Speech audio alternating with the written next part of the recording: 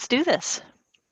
Hello, everyone. Thank you for coming and joining us. My name is Vicki Malloy. I'm an Associate Director for Academic Technologies here at the University of Iowa. Hi, and I'm Eva Ladner. I'm an assistant director in the Center for Teaching at the University of Iowa, and Vicki and I collaborate really closely on our generative AI, faculty development and instructor development support. So I would like to invite you. This has been advertised as an interactive session. So please, at this point, feel free to open the live stage, and in the chat, let us know, where are you coming from? This just gives you a chance to open the chat, be familiar with the interface. Perfect.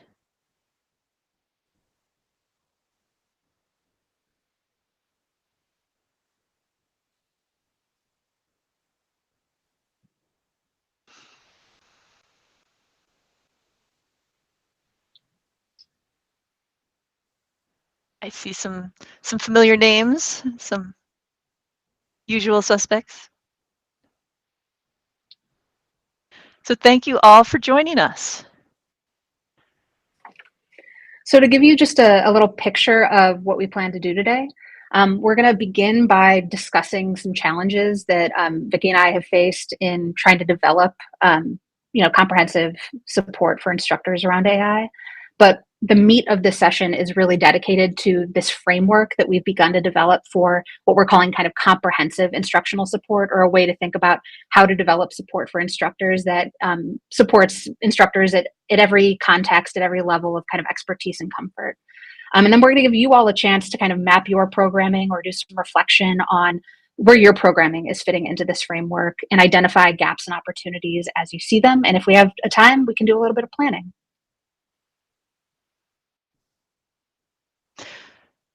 So this is the point in time where I introduce you to the history of generative AI being released, but you all saw that just in the last session. So let me just have you cast your mind back. We're going to set the stage. ChatGPT was released November 30th, 2022. And in 2 months, it has been estimated that 100 million monthly active users are visiting this site. And people all across higher ed started to get worried. They've heard that the rapid spread of ChatGPT has the potential to harm students' learning opportunities, but also some of us are very excited about its potential to support our learners. So at this point, the learning and development teams all across America, all across the world really, spring into action. And how do we do that? Well, first, we're looking at what our challenges are. Yeah. So as you remember, when you cast your minds back to 2022, that it was a real kind of triage moment. I would say some people felt that they were in deep crisis, and some people felt really excited by the new opportunities. But we were all kind of trying to learn together. We were triaging this new thing, and so we just wanted to kind of begin by talking about some of the challenges that we've had in setting up support for instructors, beginning at the very beginning when this was new for everybody, and moving to now when hopefully everybody's gotten a chance to put something in place to kind of support instructors on their way. So the first thing that kind of came up was suddenly our standards and policies were sort of out of date. And I'm thinking maybe specifically about on our campus, our academic integrity policies. It took about a semester or so before those got fully updated, and they updated the student handbook to incorporate language about generative AI into the academic integrity policies that were facing students. So even kind of our language, our boilerplate began to be outdated almost immediately. One thing that was related to that was our campus leaders were very deliberative in their response. So they slowed down, I think, because they wanted to be purposeful in the ways that they responded and offered support to folks. I'm thinking about because our different departments in colleges needed different things and had different attitudes, our campus leaders wanted to give the different silos on campus a chance to develop their own policies and support. as I said, there are different cultures and needs across campus. So Vicki and I, we've been talking with engineering faculty most recently, and a lot of those faculty are really excited by generative AI. They've been working on it for years. Actually, they have a lot of literacy in AI in a way that, like, the folks who teach, rhetoric, our introductory composition courses don't, and they have a lot of kind of anxiety about it. So even the ways that we engage with different populations on campus needed to be level set, I would say. One of the other challenges, as I'm sure you know, we were building our expertise as we went. And Vicki and I, and I'm sure all of you, already had portfolios that were full of stuff. We already had jobs, right? And so we suddenly had to kind of shift our own human resources, our own priorities around our own labor, towards kind of supporting generative AI. Which was a huge shift. And we want to thank our colleagues for kind of making that possible for us. And one of the final challenges that I think we're still navigating is that Vicki and I, because we work in instructional support units, we operate at the kind of meso level of our institution. So we're not campus leaders, we're not setting policy, and we're also not in the classroom with instructors usually. So we're hearing a lot of stuff from instructors. In fact, we're often the first people to hear about challenges that instructors are facing, but we're not always the people who are best positioned to solve those problems immediately. So a lot of the work that we did early on was just the work of translating, right? Translating up from individual faculty and instructors and back down from campus leaders. So that was a lot of storytelling. And at this point, we'd like you to open up the chat again. And please tell us, share with us from your perspective, from whatever context you're in, what has been your biggest challenge related to supporting your instructors around the emergence of widespread generative AI?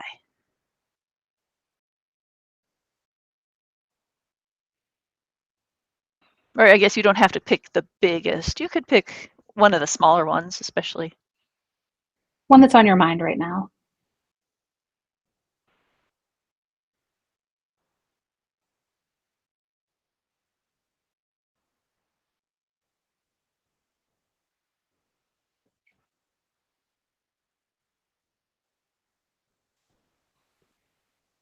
Yeah, the first thing I see is lots of fear. Yeah. I think that was the overwhelming kind of emotional tenor of the first months of this. And is still sort of really salient in parts of our campus. I wouldn't say it's everywhere. Yeah, preventing AI checkers. We plan to talk about this a little bit later. That how do you align what you offer with what people are asking for? We hear a lot from faculty that I want something to just check for AI, and we've decided not to turn that on. Our campus has decided not to turn that on, and so how do we have those conversations? But also, how do we support faculty and other instructors around academic misconduct? If we're not going to turn on AI detectors, what are we going to do instead? How are we going to help them to navigate that? Yeah. Yeah. And I'm seeing, yeah, helping folks just develop a baseline of literacy around this. Yeah.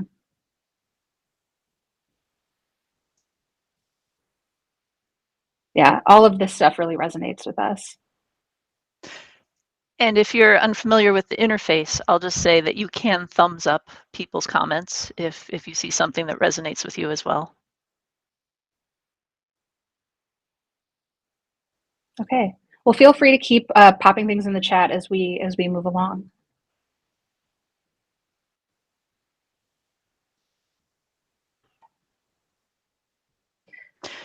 So, working together, Eva and I have spent the last two years-ish working to make sure that we had resources available for our instructors so that we are able to communicate across the university.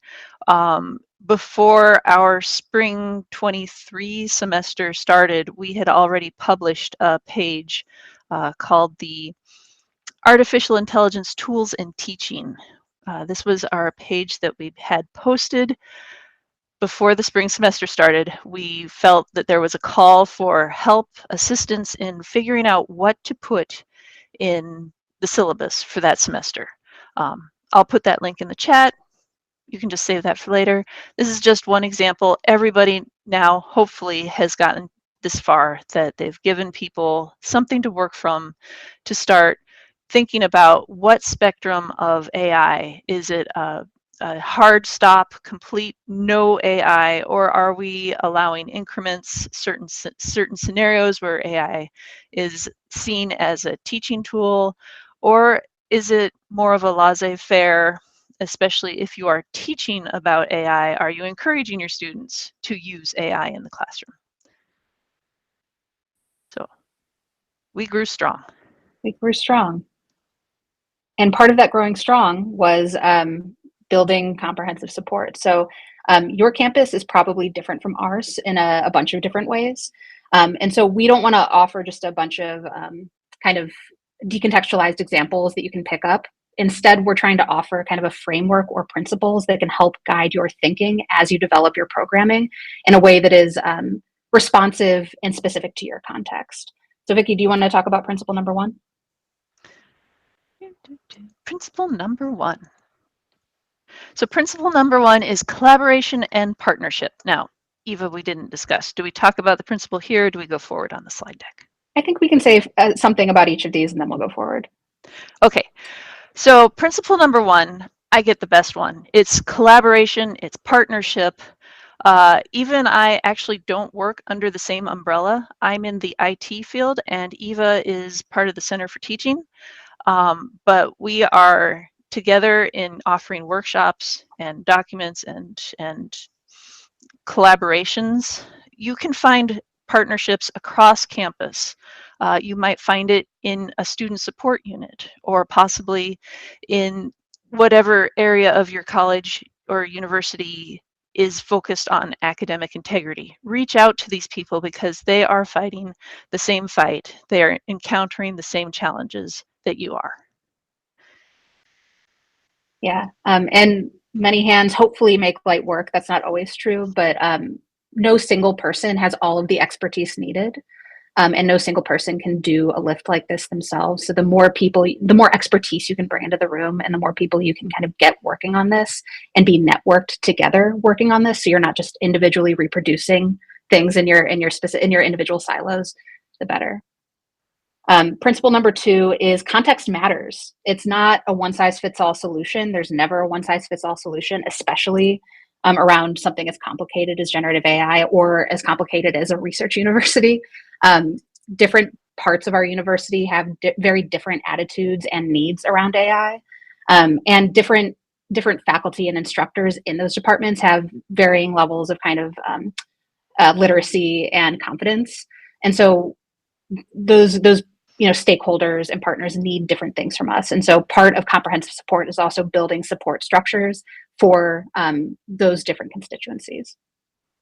And finally, I think as we saw, right, people, the overwhelming, emotional response early on was just like a lot of fear and anxiety. I think we've observed that there's still fear and anxiety, and also a lot of the people who were most afraid have developed a little bit of competence and confidence around this, such that even if they're not happy about AI, they are, capable of engaging with it on a more even-keeled basis. And so that's possible because people need time and space to change, right? So developing support that incorporates developmental opportunities for people to change over time, develop skill, all of that stuff is really important as well. And this is also where you can't assume everyone is learning at the same pace as somebody who has all the time to experiment with generative AI. You need to be sure that you keep in mind that some people are just approaching generative AI for the first time, whereas some of your other people on campus are possibly building their own chatbots in their free time. So you have to cover the whole spectrum of your user base. Okay.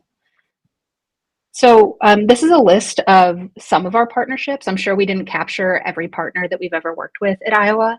And the point of this is not to go bullet point by bullet point. because your partnerships are probably different depending on what your campus looks like and where you exist in your campus organization and all of that stuff. The point of listing these partnerships for us is just to kind of give you a sense of the diversity of units, organizations, and people that we work with, and that they are all bringing in different kinds of expertise. Maybe the final thing to say about partnerships right now is that when we say partnerships, it can sometimes mean really close collaborators, people who are building programming together, like Vicky and me. And it can sometimes mean just like having a really robust network so that I know who to reach out to in class when I need to talk to somebody about, academic integrity. Who's the academic integrity person over in class? Do I know their name? Do they come to meetings? So just building out your network so that you know who is an expert where and how to reach out to them when you need them. Anything else to say here, Vicky?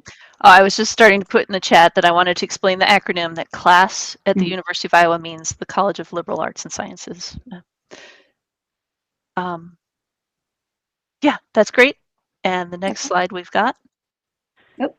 Oh, We both tried to drive it at once.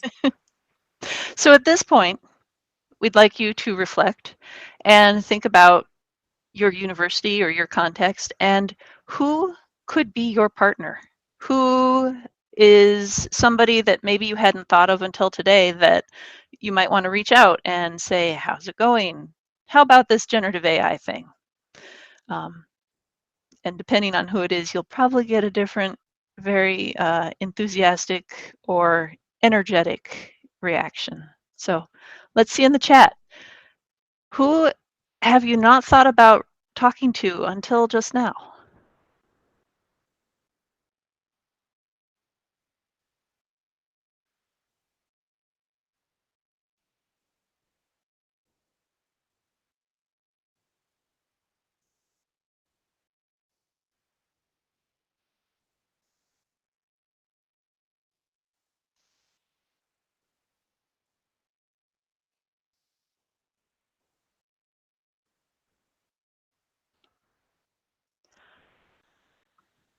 Eric, can I call you out and ask you to unmute?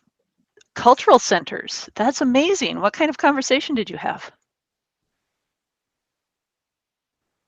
Let's see. Now let me figure out how to allow you to. Hey, let's try this.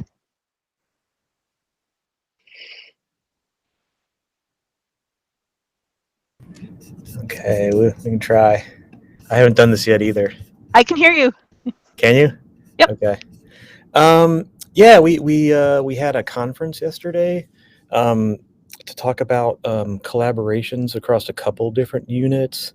It was the first year experience conference that we're having here to try to improve, first year experience for students.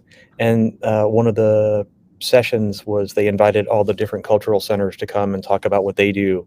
And so then I went up to some of the directors for the cultural centers and said, I'd love to do a presentation through your unit if you feel like you have students who would like to know about some of the, they would like to talk about what the concerns are around AI, and then maybe a little bit about, so one of them was the Black Cultural Center, so talk a little bit about some of the biases that we know exist inside of these tools as well. And they seem really excited, so we'll see what happens. That's awesome. And thank you for joining us on the stage. Of course. Yeah. Now, how Thanks do I for get out of sharing. here? I'll kick you off. Okay. And thank you everyone who's adding to the chat. These are really interesting use cases and just different contexts and ideas to run with. Yeah. Okay. So to return to principle 2, context matters, right? Context involves like a bunch of different things. We sort of broke it down into how are individual instructors, what's their level of literacy, comfort, knowledge, like skill baseline. What are they working with? So individual instructors, the kind of campus ecosystem. So what are the silos? Like what are your colleges and departments? How are their attitudes around generative AI? The disciplines of different departments obviously play a huge role in the kinds of things that those departments might need. So we already gave the example of engineers versus first year comp instructors, different needs, different attitudes, different levels of expertise, all of that stuff. And so those different silos on campus might need different kinds of conversations, might need us to facilitate different kinds of conversations or offer different kinds of skill training, right? And then the final part of kind of context to consider is you and your units. How can you align what you're offering with the kinds of values that you and your unit already have and that also match and align with what your campus needs? And the example that I keep coming back to is the fact of AI detectors. Vicki, do you want to talk about that? If you're in the room from a Unison school, you may know that the Turnitin AI detector was not turned on by default in your situations. And we felt that that was very strongly aligned with our values.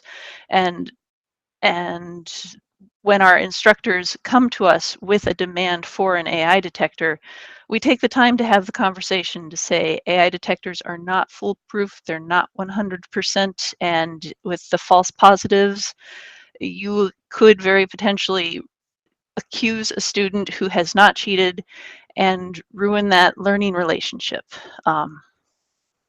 So this is just one way that we consistently tell people these are the options, and this is what we can help you with. Yeah, sort of rejecting. Sometimes we have to reject the premise of a conversation when people come to us and ask, how do I turn on AI detection? We actually say, well, that's the wrong premise for our conversation.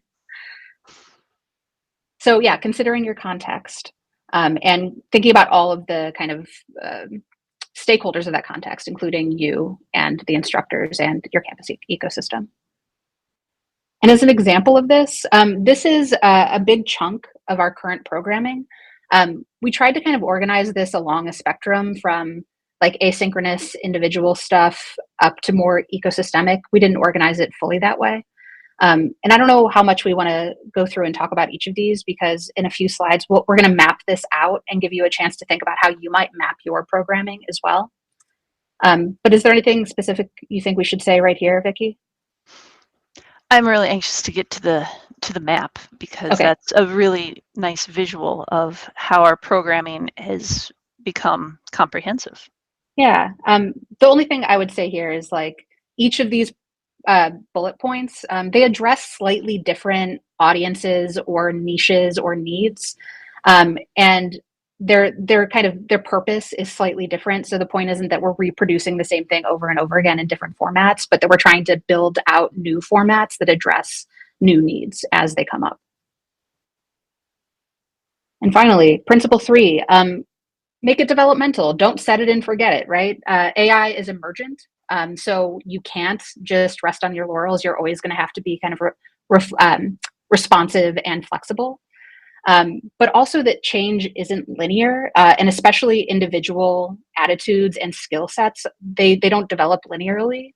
And so we've included this this graphic on what's the name of this graph, Vicki?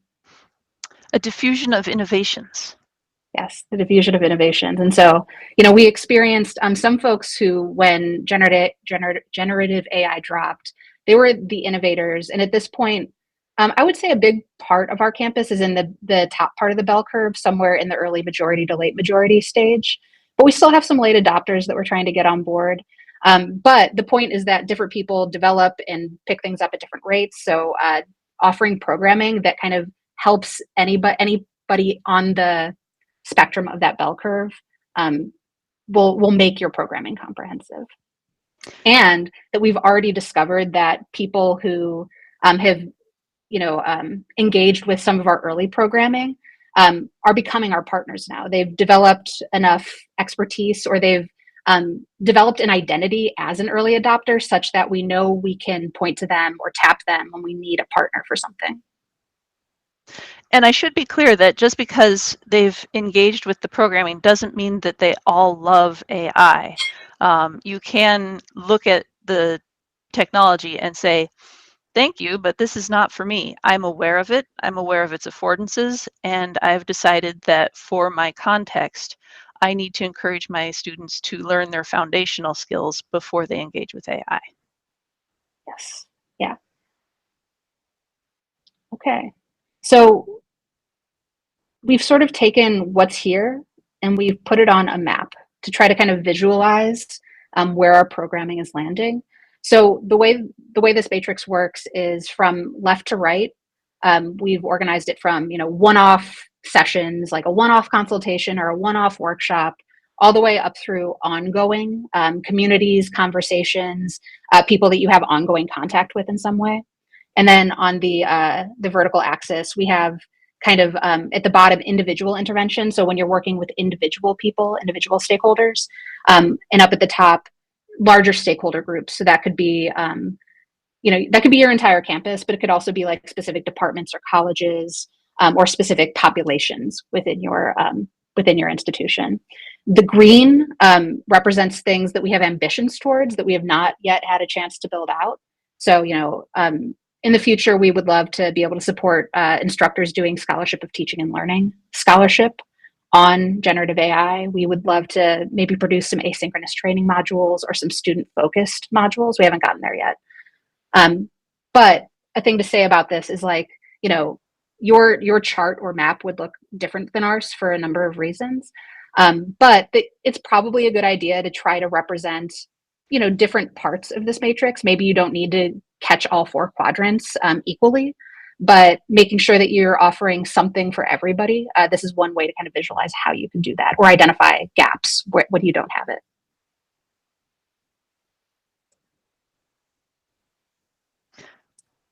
Okay, are we going to try it? Yeah, you want to try it? Shall we try it? Okay, Okay. so we're going to try using the Kaltura whiteboard.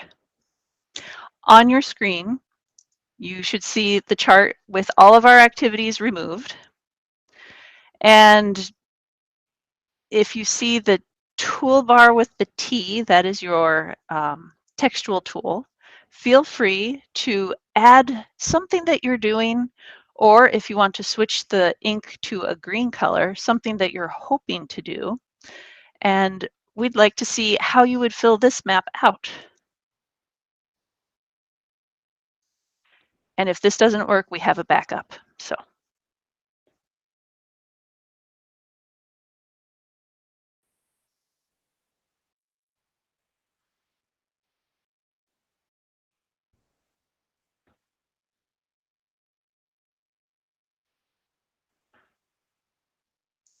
Someone has succeeded. I'm going to click the clapping icon here. Good job.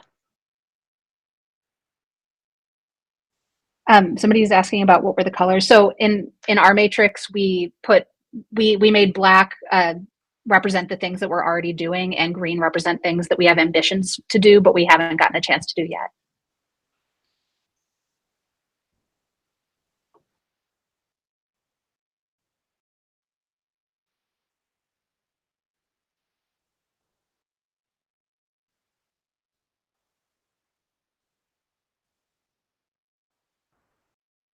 Oh, the Sodal cohort has changed from green to black.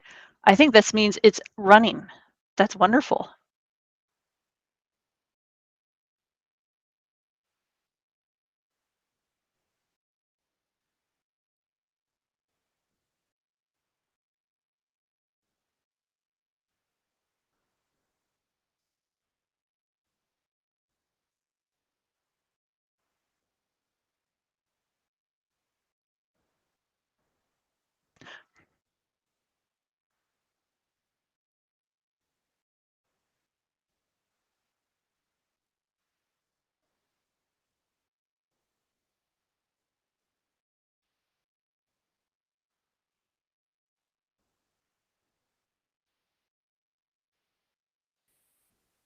One thing I'm observing as we watch this populate is how much kind of ongoing stakeholder level support or community level support folks are already doing.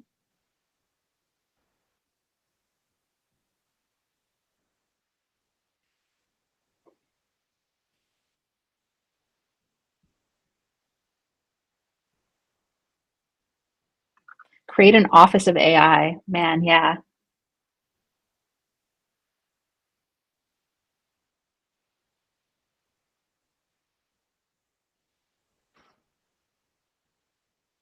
I'm just curious if you can put in the chat, where do you see the Office of AI landing? Is this something that would land under a provost, or would there be dotted lines to both a provost and a CIO?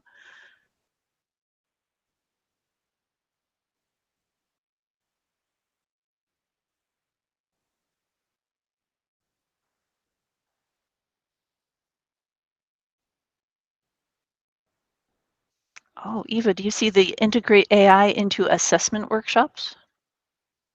I love that.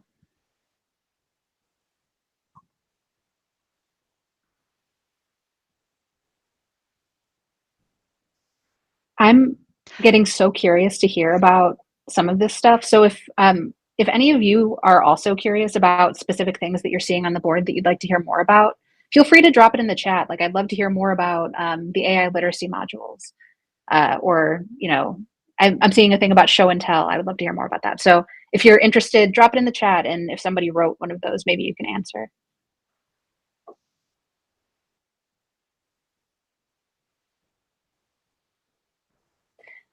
I have an anecdote for Julie. We have a student panel that runs once a year here at Iowa, and all of our student panelists, almost all of them said, "Oh, I never use AI, but my little brother, my little sister, they use it all the time."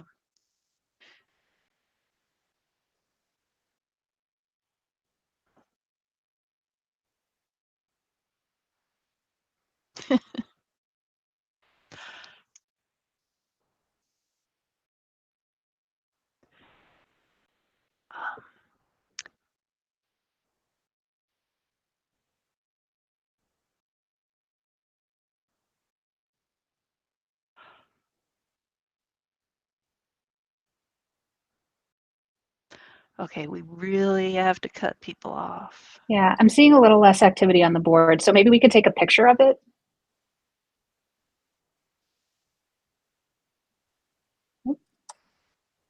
before we clear it.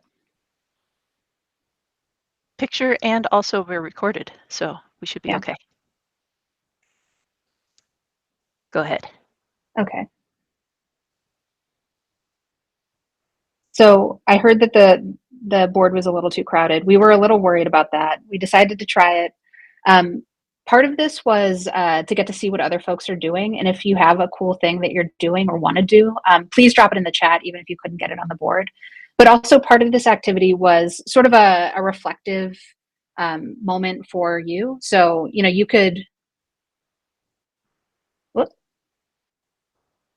you could return to this as a kind of reflective thing yourself. But the point was, we were hoping that you would get a chance to map out your programming and identify kind of where are the things that we're doing a ton of, and where are the spaces that, oh, actually, there's kind of a gap here that we need to think about addressing. And so that's actually where we're going to spend the rest of our time. Oh, I was going to say, don't we want to click this Yeah. beautiful reflective? Okay. Yeah. So you've had a chance to kind of see what folks are doing, to do a little bit of visualizing about your own programming. And so we want to give you a chance to kind of just think, like, what would it mean for you to have comprehensive instructional support for AI in your context? What does that look like now? What could it look like if you built it out even more? As you were doing the whiteboard activity, what gaps and opportunities did you see? I think maybe we just won't talk for a minute, and you can either think to yourself or drop in the chat anything that comes up for you.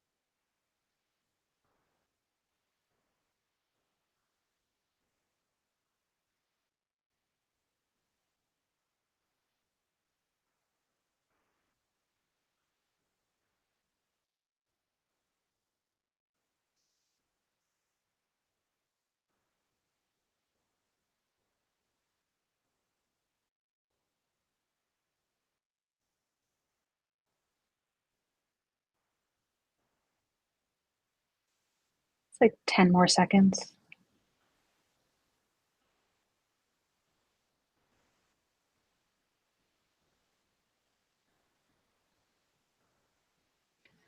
Okay. So I kind of want to toggle between these two. I wish there was a way to have both of these questions on the same board. But after you've done this thinking, what's your next step? And or what gaps and opportunities do you see that might inform your next step? Feel free to kind of drop in the chat where you're landing.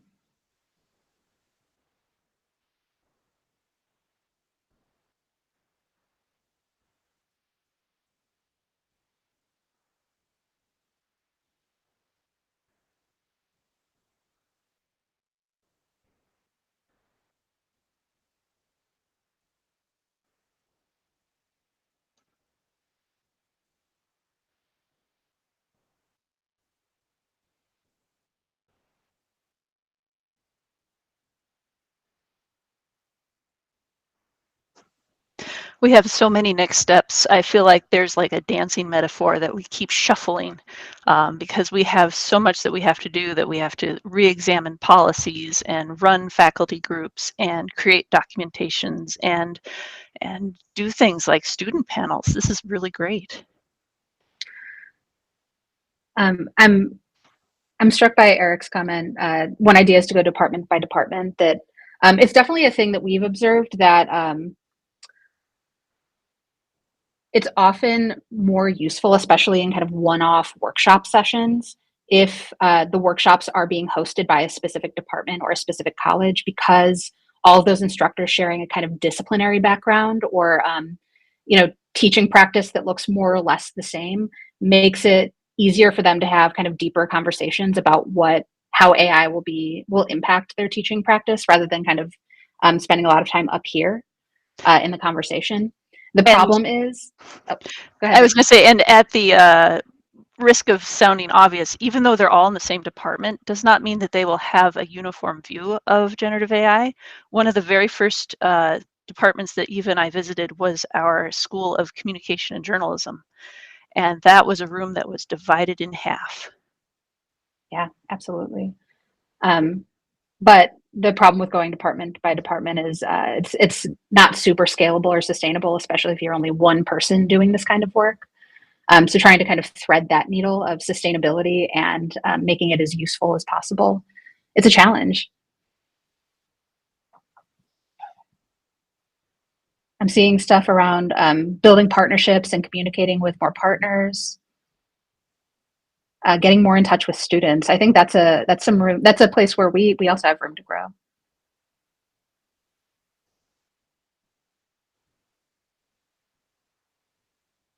Yeah, still ensuring that staff even have the requisite knowledge. So we're really worried about faculty, and this is a faculty development panel or session, but the people who are working with instructors also need to have knowledge. Staff across campus need to have knowledge on this. And also decision makers need to have knowledge.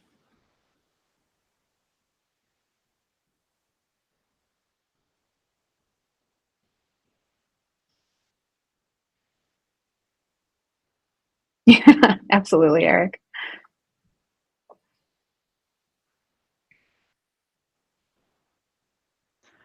Okay, as official timekeeper, we have 5 minutes left. Is there anyone else that would like to join us on the stage now that we know how to add people to our space up here? Or ask questions, especially since we have 64 people in the room. It's a real brain trust right now. So this might be a place to kind of ask colleagues questions. Yes, prospective employers.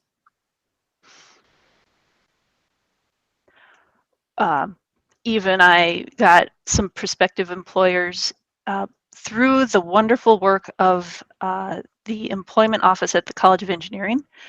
They called in 3 different employers, and they spoke with the instructors that we've been facilitating this semester. And it was the most dynamic, energized conversation about what skills are enduring What skills are new? What are their expectations of new graduates?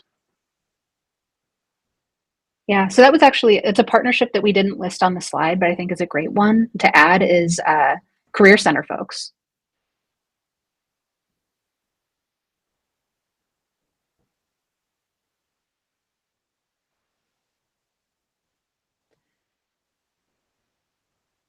Okay. Well, I'm seeing the chat slowing down. So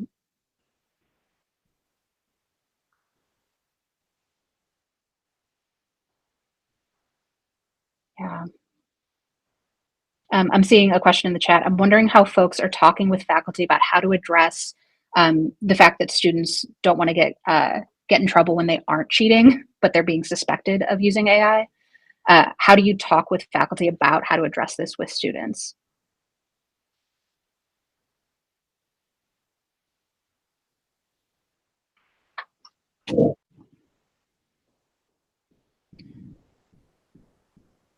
I know that we've had a chance to collaborate with one of our colleagues in the College of Liberal Arts and Sciences, who is the point person on academic integrity in that college, and she already has a lot of kind of policy and also guidance for faculty on how to have conversations with students around academic integrity before faculty are kicking those issues up to like the reporting level before they're reporting to the college. How do you have that conversation in your classroom? So there might be folks on your campus who already have that guidance in like a one pager that they could share with you or that you could kind of revise with them to make it specifically about AI.